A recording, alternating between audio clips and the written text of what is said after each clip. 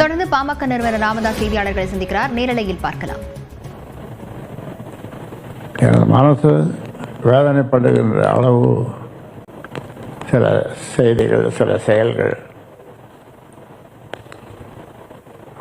ரத்தம் செய்கின்றன. ஆனாலும் அதையெல்லாம் புறந்தள்ளிவிட்டு தொடர்ந்து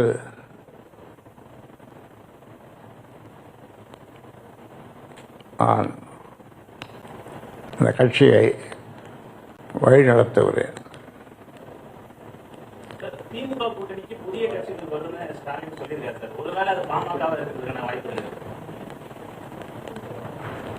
பாமக இல்லை, திமுக கூட்டணிக்கு 2026 நாம போகல. அது பாமக நிர்வாகக்குழு, அதன் பிறகு செயற்குழு, மாநில செயற்குழு, அதன் பிறகு பொதுக்குழு, இது மூன்றும் கூடி எந்த கட்சியோடு எந்த அணியோடு கூட்டணி சேருவது என்று முடிவு செய்யும். அதனாலே அவருடைய கருத்துக்களை கேட்ட பிறகுதான் உங்கள் கேள்விக்கு நான் பதில் சொல்ல முடியும். இதற்குள்ளவே திமுகவோட பேசிட்டு இருக்காங்க, அந்த அதிமுகவோட பேசிட்டு இருக்காங்க, அங்கே அவங்களோட பேசிட்டு இருக்காங்கன்றதெல்லாம் வெறும் வதந்திகள் தான்.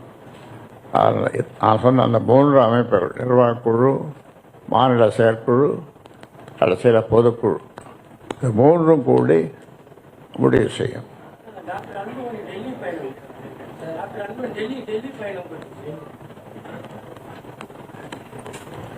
யார் எங்கே வேணாலும் எந்த நாட்டுக்கும் போகலாம், எந்த நகரத்துக்கும் போகலாம், நம்ம ஊரில் இந்தியாவில் எங்கே வேணாலும் போகலாம்.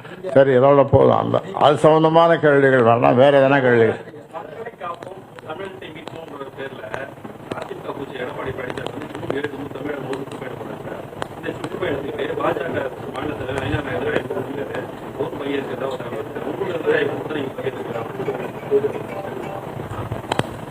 அது நாம எப்படி நம்ம தான் நான் சொன்ன திரும்ப அதான் சொல்றேன்.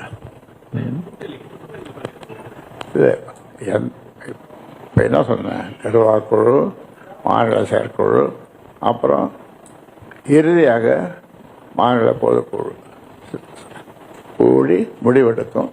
அப்போ நீங்கள் கட்டாயம் வருவீங்க, உங்கள் கேள்விக்கு பதில் கிடைக்கும், நீங்கள் கட்டாயம் வரணும் என்று இப்பொழுதே அழைப்பு விடுக்கிறேன். கொலை செய்பவர்களும் கொள்ளையடிப்பவர்களும் இறந்த பழகுபவர்கள் தான் பதவி கொடுக்கப்படுதுன்னு யார் சொல்லுங்க?